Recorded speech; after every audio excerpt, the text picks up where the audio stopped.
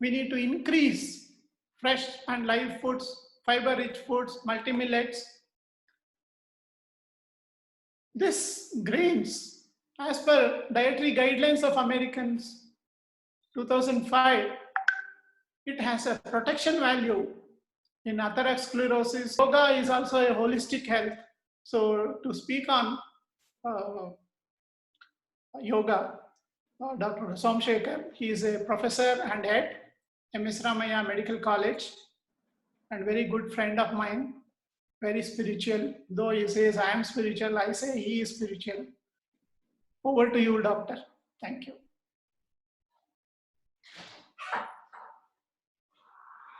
Sir? Yeah, thank you, sir. Thank you for excellent talk on holistic well-being, sir. We'll take the questions. I think Dr. Somshekhar. Another session is there, sir. In between, I'm asking yoga to, Dr. Somshekhar will speak on the yoga. Then again, another 20-25 minutes I may take for the complete wellness of the mind, wellness of the ecosystem I need to speak. Yeah, there are a lot of questions, sir. Okay, sir. Thank you. Quick, sir. Over to you, Dr. Somshekhar. Thank you. Thank you, Dr. Vinod, and thank you, Dr. Shashidhar. And that was very good, actually, what you have spoken about holistic well-being. If you take all the religion, all the masters, they talk on only this, on ever-present state. Be and stand for yourself. Take your roots very strong. That's more than enough. All the religion, all the saints, all the masters says that. And after that, he touched about that body foods. And he has asked me to talk on yoga. Actually, I'm not a master, but I have done few studies at preliminary level on yoga and asthma. I bring warm greetings from my institution, Ramaya Medical College. So yoga means, it's a unification of physical, mental, and spiritual body as a union. And when you follow this with a discipline and harmonious system, that comes the introduction of yoga, that is yoga. And with a salutation to Patanjali, that a master of yoga, I start the program. We got so many fancy name about yoga. Power yoga, Akshara yoga, so many fancy that it's okay if they use it, as long as if they use the yoga and mastering it, more than enough. But for the sake of proper yoga nomenclatures, it goes like this. It is the yama, niyama, asana, pranayama, pratyahara, dharana, dhyana, and finally that is enlightenment stage, that is samadhi, also called as sahasradhala padmaksha. That is samadhi. That's about just to know about the yoga and the principles of yoga. What happens with yoga? What are the stages of yoga? As professionals, we should know a little bit about. When integration of breathing patterns with coordinated smooth body movements, that is simple coordination breathing pattern and the body movement, that is the first stage. Then comes the stage of where our conscious focus on current moment, that is the present. That's what Dr. Shashidhar was telling, that first we should coordinate our breathing movements, breath and the body movements, then we should focus on the present, that is the ever-present state, followed by when body becomes still with activity. After attaining this movement and the breath, then body becomes calms down, it cools down. Then comes the emotions. So emotions become balanced. When emotion becomes balanced, physical, mental, spiritual, and all the process of psychology and physiology begins to improve. This is the comprehensive nature of yoga. Why we need? What's going on with us? See, we start with our profession. Right from the day we join our profession, we have our hard work, everything goes on. That's we are all accepted. With that acceptance only we started. We enjoy our profession. But after it, we see other problems also.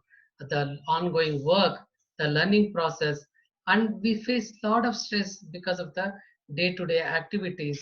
Deterioration of emotional functions occurs because of our extended hours of work, inadequate physical rest, disturbed sleep, handling high demanding patient load, irregular food habits, lack of physicality leads to all the metabolic disorder starts. That's what Dr. Shashidhar said will be the capital city of diabetes. So hypertension, diabetes, and other non-communicable disease starts rising. In that way, we got our burnout status, stress, along with our socio-economic issues, ongoing MLCs, poor family life compromise our quality of care. That's why this very good systematic review from Journal of Clinical Medicine says how the stress affects our physical, mental, and social life. Apart from that, what's happening here? Recently, we saw a lot of frontline workers in Russia committed suicide, are attempting suicide, undergoing depression, anxiety, and so on, psychological and physical issues, which we are seeing. Quite alarming is that this is the so many articles are there. If you go through the Cochrane reviews and other journal articles, like, do doctors die young? And why? They are given so many reasons, and they are categorized depending on the geographical area, depending on the profession. But that should not happen.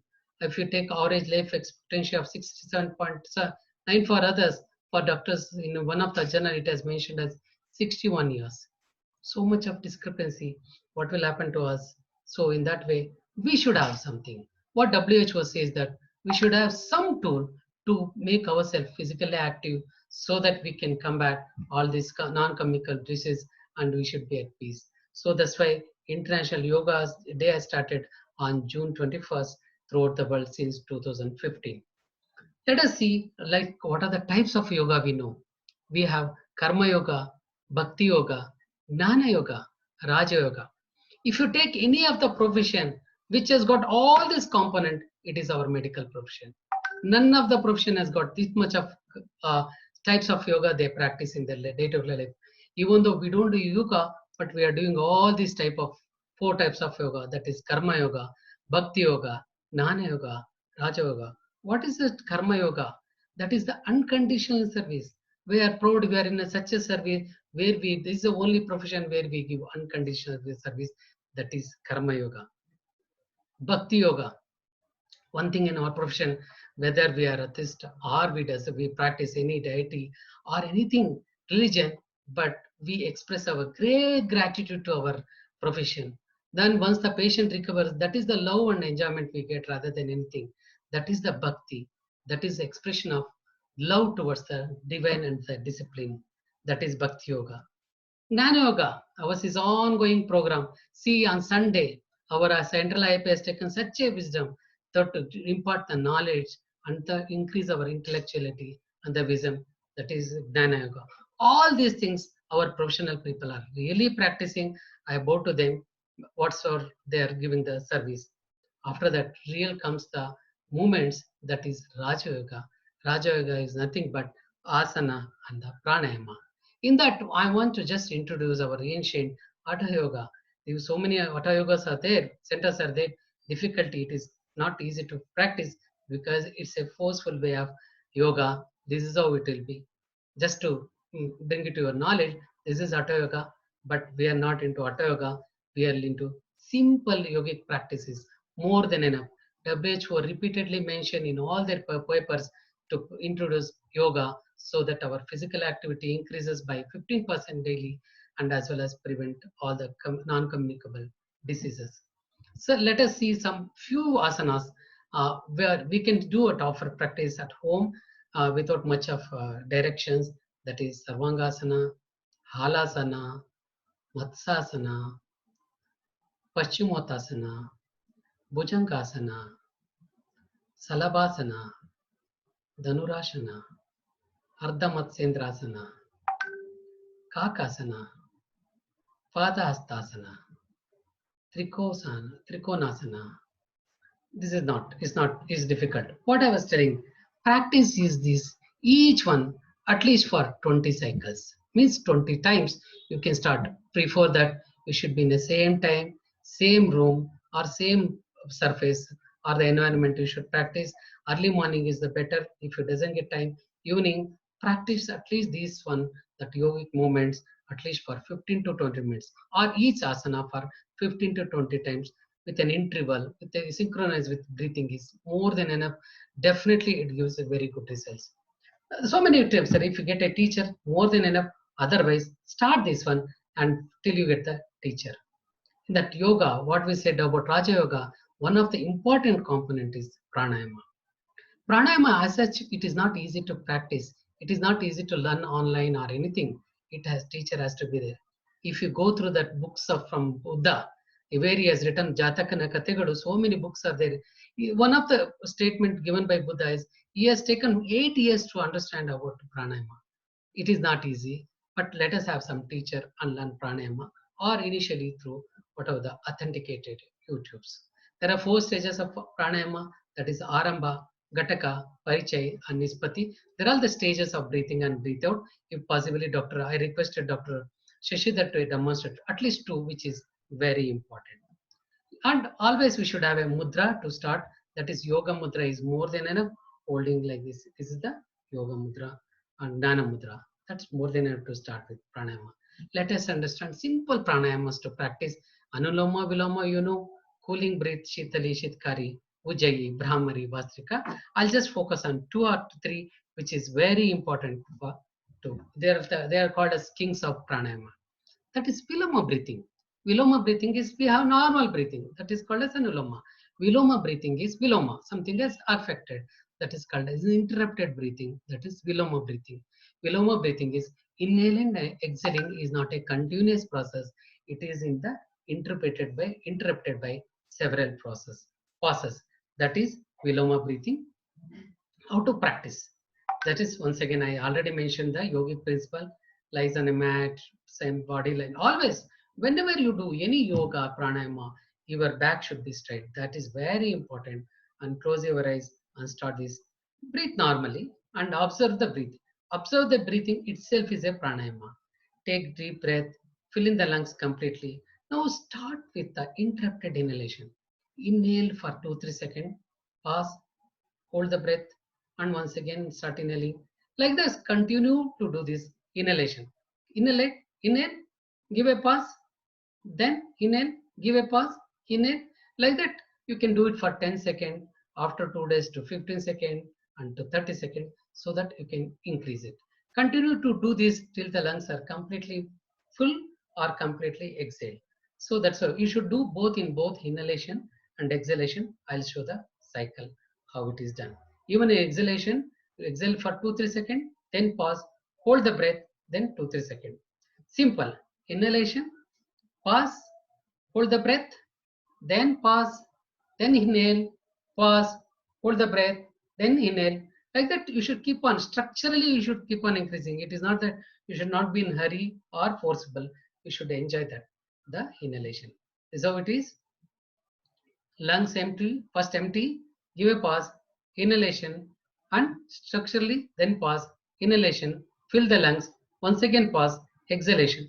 It is what I mentioned is, it is our own cycle, 4:4 or 4:8, whatever it is. Start with simple inhalation, pause, then breath, hold the breath. Inhalation, pause, hold the breath. Like that exhalation. It is a simple exercise. It is called Vinalama. Go with this trick. You should take at least 20 to 40 days to attain your maximum. Okay. There is no odd rules that you should coordinate with whatever the other structures. It is simple awareness about the breath and start with inhalation in interrupted way, exhalation and interrupted way. After that, what are the so many benefits of pranayama? I'm not an authority to say, but International Journal of Yoga Therapy claims that it has got it lightens the body, soothes the nerve system and the brain. Apart from that, one more important pranayama is anuloma inuloma. It is alternate nostril breathing. Very important. How to practice this? Slowly inhale through the left nostril, close the nostril, exhale to the right. So inhale through the right nostril, then exhale through the left nostril. So these cycles should go on for some time, and finally you attain at a level where you have got your maximum, then you stop it, and always end through the left nostril, because left nostril is the one where you get the cool the or calm the body. So you understood about what is that. Viloma is structured breathing, interrupted breathing of inhalation, exhalation. That's all the principle. Whereas is anuloma is the alternative breathing, the left and the right and the left. That is all, and practice for 15 to 20 minutes is more than enough. These are all the very important pranayamas. See, In the first figure is inhaling through the left, and the second is inhaling through the right. That's the cycle. It goes on. So what is the benefit? They talk about so much of benefits from the International Journal of Yoga Therapy. Gives the tranquility, increases the vitality, and the levels decreases the levels of stress and anxiety. Practice this for the children.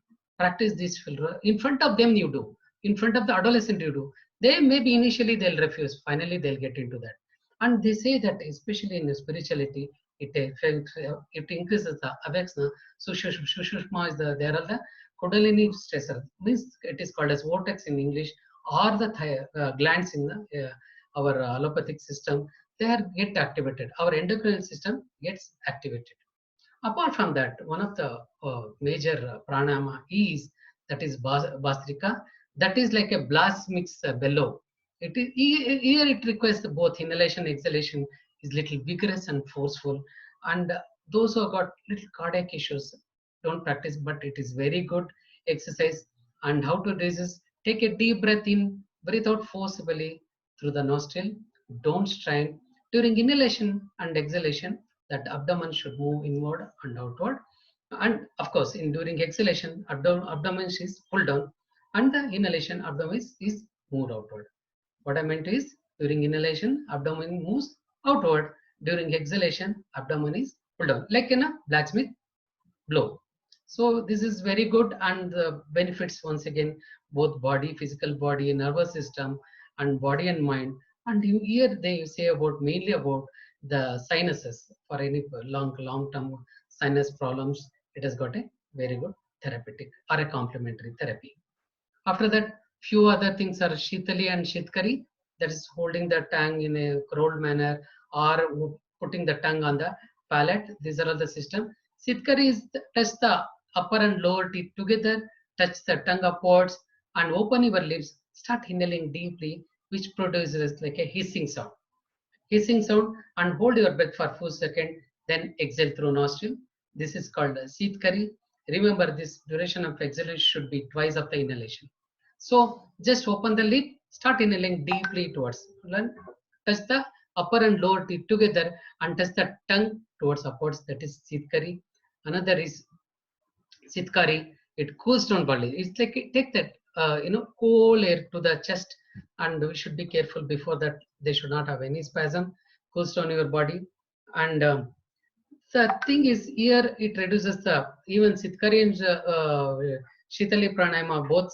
One is rolling over the tongue, curled tongue, then to take the inhalation. Whereas in Shitkari it is the tongue is towards the palate. Both are very good exercise to do, and they what are the International Journal of Ancient Medicine and Yoga say it reduces the pitta dosha, calms your mind and stress, and reduces the anger and fatigue.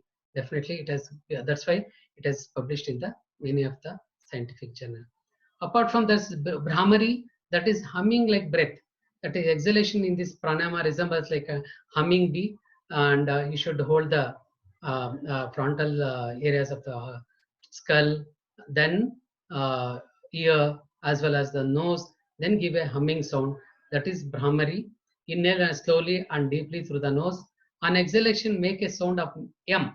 In the Om, the M is the last word, humming like a bee. That is give exhale and exhale slowly and do not strain. Definitely, they say this has got a very good role in tinnitus. That's what even I've seen some ENT surgeons do recommend this Brahmari yoga. So these are all the few benefits of pranayama, especially if you take pranayama. This is the one Brahmari pranayama. Apart from tinnitus, this is one of the treatment being advised for the adolescent migraine. So can be recommended because we can't put on medication on these children for a long time. These are all the very good pranayamas can be recommended in those search. So these are the few pranayama I mentioned. It's Anuloma Viloma, then Sitali, Shitkari, then about the Brahmari. These are the few we can practice every day for 15 to 20 minutes. But as being said all these things, do we have any evidence to say yoga as a complementary therapy? Of course, the thing is UNICEF has accepted this, WHO has accepted, means there is an evidence. And if you take all the university, There is a yoga system. All the medical universities, they got a yoga as a research tool or a complementary therapy. Definitely it has got, let us see sir, how it is beneficial in our profession or an adult physicians, how it will help our own health.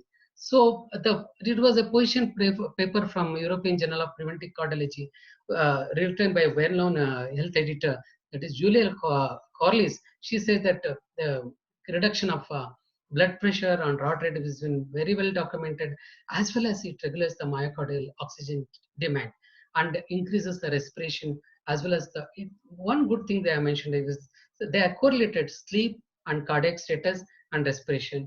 So it improves the sleep pattern also. So these are all interconnected, and this what they said mention about yoga benefits that extends to the art. Another study done by the same European Journal of Preventive Cardiology, that significant changes were observed in body weight, diastolic blood pressure, total cholesterol, triglyceride, and heart rate. So that itself, when the heart rate is reduced, if you take any yogic or a sports person heart rate or a yogi's heart rate, it will not be more than 60. That itself. And if you take tortoise, if you take their heart rate, it will not be more than 15 to 20. So they live longer. So the benefits of pranayamas, it regulates the heart rate, as well as the comorbid conditions like lipid profiles, altered lipid profile, and it also reduces the blood pressure and the obesity. What's their effect on the effect of pranayama on lung functions? And in adult study, they have shown there's over 12 weeks of study has shown that significant improvement in peak expiratory flow rate as well as mid expiratory flow rate from 25 to 75 with statistical significance. That shows it has got a definite role in COPD, prevention of COPD or chronic lung disease, as well as bronchial asthma.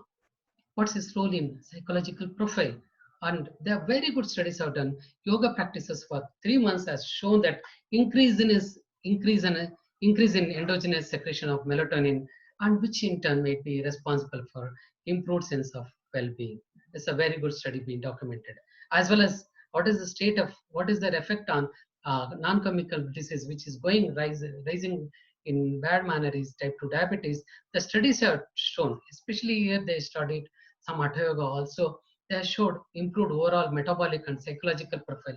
Especially very much I want to underline that is insulin sensitivity and improving glucose tolerance and lipid metabolism is been observed in this study. So this has been well documented. So that's why even our Vyasa University in Bangalore, directed by Dr. Nagarendra Nagaratna, they are doing this disease-specific treatment, and they are given a lot of guidelines. It's all available, like yoga as a therapeutic measure. And what's their role and the depressive disorder? What the studies shown that it over a period of time they use this yoga, and as well as they monitored the depression scale, anxiety scale with so many validated tools. They showed that a short-term anxiety started improve with a short-term yoga session. Well, in long-term yoga session, there is a definite role for depression. So the very good studies have shown in the short-term treatment as a yoga as a short-term treatment for anxiety, and as well as for long-term treatment for depression. So these are all the what I wanted to give the role of yoga as a complementary therapy. What is our role? What we are done with the yoga is we have done a few studies. One is that this is the interesting study that is once chronic asthmatic, once they stop the inhalers, what they may come with recurrence, or they may not come, or we may have exacerbation, they may go to the doctor.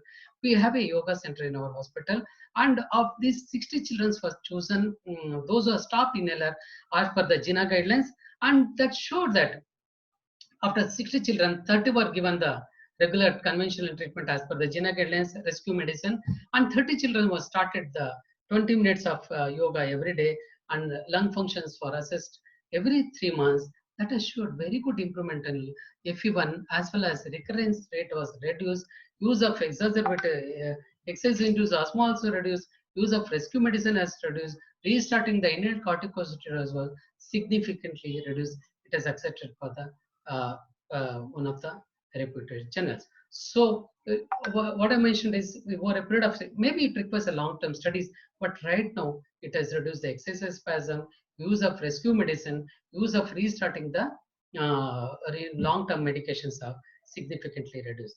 Like that, we have started one more study that is on, it is a school survey where 900 children was schooled and 49 to be diagnosed as mild asthmatic. For them also, we started with yoga therapy. And after 3 months of PFT was done for every 3 months for 9 months, that has showed a significant improvement in FE1, as well as the very few had a intermittent viral induced infection and triggering of asthma, but it has showed that significant improvement in FE1 and recurrence rate also. Are they becoming moderate or severe asthmatic?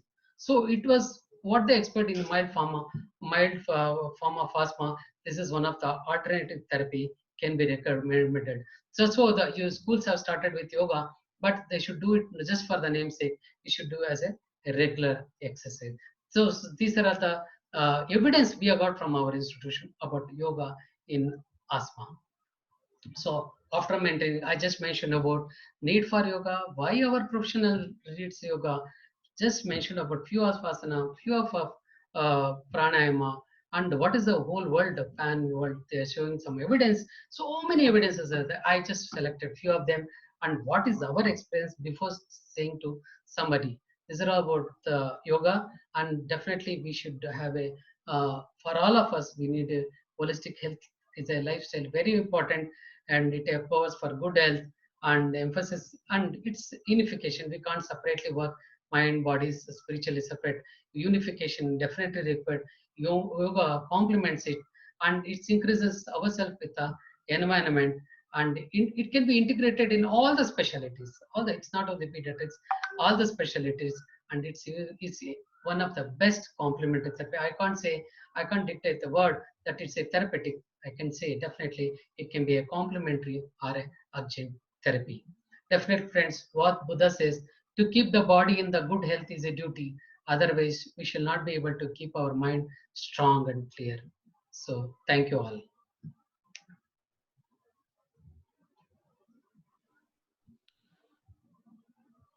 Thank you, Dr. Somshekhar, for a wonderful explanation on yoga. There are some more, I think I need to cover another 20 minutes on wellness of the mind, wellness of the emotions, and wellness of the ecosystem. After that, we will